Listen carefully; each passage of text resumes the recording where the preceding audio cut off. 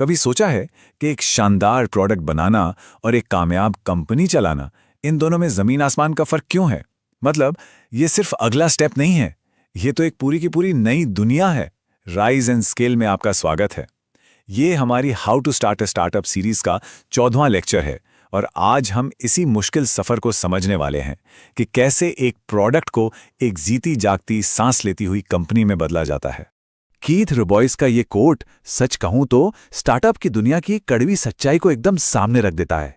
एक कंपनी चलाना वो सिर्फ कोड लिखने या नंबर क्रंच करने के बारे में है ही नहीं। असल में ये तो इंसानी भावनाओं, उनकी उम्मीदों और हाँ, कभी कभी तो बिल्कुल ही अजीब अतार्किक व्यवहार को संभालने की एक कला है। और असली चुनौती यही है। तो चलो जरा हकीकत की बात करते हैं।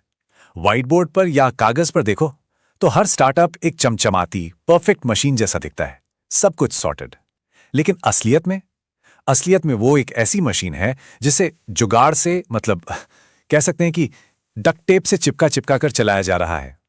हर चीज को बस चलते रहने के लिए जबरदस्त मेहनत और बहुत बहुत लंबे घंटों की जरूरत पड़ती है। यही है स्टार्टअप का असली सच। तो आज हम इन 5 जरूरी चीजों पर बात करेंगे। सबसे पहले एक कंपनी बनाना, फिर एक लीडर की भूमिका क्या होती है, असल में एक एडिटर की तरह टीम को एडिट करना, सिस्टम को कैसे बड़ा किया जाए, और आखिर में वो सोच, वो फिलॉसफी जो इन सबको एक साथ जोड़ती। तो चलिए पहले हिस्से से शुरू करते हैं। यहां एक बहुत ही पावरफुल आइडिया है।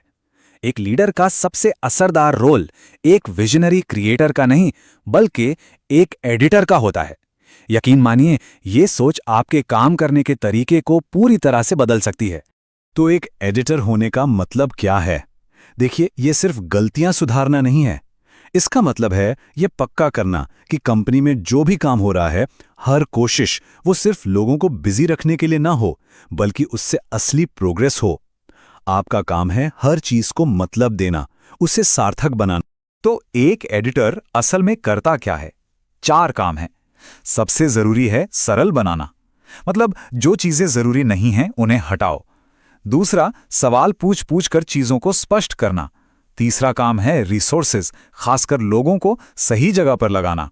और आखिर में यह पक्का करना कि कंपनी की हर चीज में एक जैसी आवाज हो, वेबसाइट से लेकर जॉब पोस्टिंग तक। जिम्मेदारी छोड़े बिना काम कैसे सौंपें?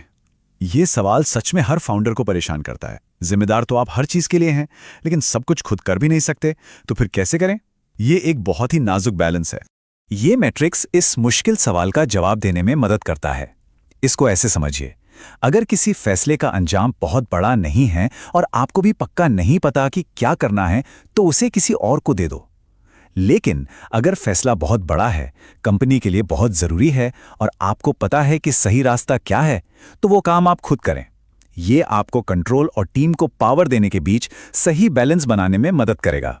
अब बात करते हैं सबसे जरूरी एडिटिंग की, और वो है आपकी टीम। इसे समझने के लिए हमें बैरल और एम्यूनिशन के इस बहुत ही पावरफुल कॉन्सेप्ट को समझना होगा। तो समझने वाली बात यह है कि ज्यादातर लोग एम्यूनिशन यानी गोला बारूद की तरह होते हैं। टैलेंटेड हैं, लेकिन उन्हें एक दिशा चाहिए। बैरल वो लोग हैं जो एक आइडिया को जीरो से लेकर पूरा खत्म करने तक ले जा सकते हैं। और ये लाइन याद रखिएगा, आपकी कंपनी की रफ्तार आपके टोटल लोगों से नहीं, बल्कि आपके पास कितने बैरल हैं उससे तय होती। तो सवाल यह है कि इन बैरल्स को ढूंढे कैसे? एक छोटा सा काम जैसे स्मूदी ऑर्डर करना, ये कहानी सब कुछ बता देती है। कीथ रुबॉइस को अपनी टीम के लिए रोज रात 9 बजे स्मूदीज चाहिए थी। कितना आसान काम लगता है ना? लेकिन कोई भी इसे ठीक से कर ही नहीं पा रहा था। फिर एक इंटर्न ने यह जिम्मेदारी ली और अगले ही दिन रात के ठीक 9 बजे स्मूदीज एकदम परफेक्ट टेम्परेचर पर टेबल पर थी। यही तो पहचान है एक बैरल की। वो छोटी छोटी परेशान करने वाली प्रॉब्लम सॉल्व कर देते हैं जिन्हें कोई और नहीं कर पाता। आप उन्हें और जिम्मेदारी देते हैं और वो उसे भी संभाल लेते हैं। और सबसे बड़ा सिग्नल, जब बाकी लोग जो उन्हें रिपोर्ट भी नहीं करते, मदद के लिए सीधे उनके डेस्क पर जाने लगें। सही लोगों को ढूंढना तो बस आधी जंग है। अब आपको ऐसे सिस्टम बनाने होंगे जो एक एडिटर वाली सोच को पूरी कंपनी में फैला सकें। ये सिर्फ लोगों की बात नहीं है, ये उन टूल्स की भी बात है जो उन्हें कामयाब बनाते हैं। इसका सबसे अच्छा एग्जाम्पल है एक सेंट्रल डैशबोर्ड। और इसे खुद फाउंडर को डिजाइन करना चाहिए ताकि वो एकदम सिंपल हो और बस उन मेट्रिक्स पर फोकस करे जो कंपनी के लिए सबसे ज्यादा जरूरी हैं। और इसकी कामयाबी को कैसे नापेंगे? बस ये देखिए कि कितने % लोग इसे रोज इस्तेमाल करते हैं। ट्रांसपेरेंसी या पारदर्शिता सिर्फ कहने की बात नहीं है, इसके लिए एक्शन लेना पड़ता है। जैसे बोर्ड डेक्स को सभी एम्प्लॉयज के साथ शेयर करना, हर मीटिंग के नोट्स पूरी कंपनी को ईमेल करना, कॉन्फ्रेंस रूम के लिए कांच की दीवारों का इस्तेमाल करना ताकि कुछ भी छिपा न रहे। इन चीजों से ही भरोसा और कॉन्टेक्स्ट बनता है। जब आप मैट्रिक सेट करते हैं ना, तो एक खतरा होता है। अगर आप सिर्फ एक ही चीज पे फोकस करेंगे तो लोग उसे किसी भी कीमत पर हासिल करने की कोशिश करेंगे, चाहे उससे कहीं और नुकसान ही क्यों ना हो। इसीलिए पेयरिंग मैट्रिक्स जरूरी है। इसका मतलब है दो विरोधी चीजों को एक साथ ट्रैक करना। जैसे फ्रॉड रेट को कम करो, लेकिन साथ में यह भी देखो कि असली कस्टमर तो ब्लॉक नहीं हो रहे। यही बैलेंस इनोवेशन को जन्म देता है। अब डेटा को देखने का एक और तरीका है, वो है अनोखी घटनाएं, मतलब एनोमलीज। पेपाल की कहानी इसका बेस्ट एग्जाम्पल है। उनके शुरुआती बिजनेस प्लान में दुनिया के सबसे बड़े ऑनलाइन मार्केटप्लेस ईबे का दूर दूर तक कोई जिक्र नहीं था। फिर एक दिन किसी ने नोटिस किया कि सिर्फ 54 ईबे पावर सेलर्स ने अपनी लिस्टिंग में हाथ से लिखा था, please pay me with PayPal. ये बस एक छोटा सा नंबर था, डेटा में एक अजीब सी बात। पहले तो टीम ने सोचा कि ये कोई समस्या है, लेकिन फिर डेविड सैक्स ने उस छोटी सी बात में एक बहुत बड़ा मौका देखा। उन्होंने कहा, मुझे लगता है कि हमें अपना मार्केट मिल गया है। बस उस एक इनसाइट ने पेपैल की पूरी कहानी ही बदल दी। तो अब हम टैक्टिक्स से हटकर एक गहरी फिलॉसफी पर आते हैं। ये आइडिया की महानता वो छोटी छोटी डिटेल्स को सही करने से अपने आप आती है। इसे बिल वॉल्श की किताब the score takes care of itself में बहुत खूबसूरती से समझाया गया है। जरा सोचिए, आप एनएफएल की सबसे खराब टीम के कोच बने हैं।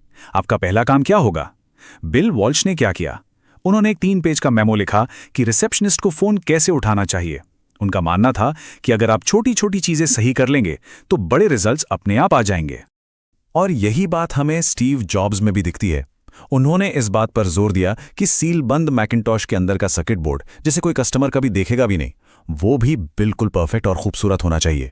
यही होता है डिटेल्स को लेकर जुनून, जो एक बेहतरीन कल्चर बनाता है।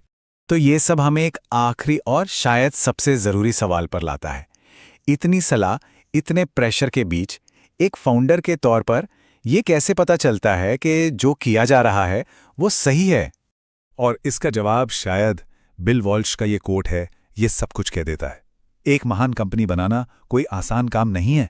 ये एक न रुकने वाला संघर्ष है। इसमें कोई ग्लैमर नहीं है, लेकिन हकीकत यही है। आज के लिए बस इतना ही। वीडियो देखने के लिए बहुत बहुत धन्यवाद। अगर ये जानकारी अच्छी लगी हो तो इसे लाइक और शेयर जरूर करें, और ऐसे ही दिलचस्प और ज्ञान से भरे कंटेंट के लिए राइज एंड स्केल चैनल को सब्सक्राइब करना ना भूलें।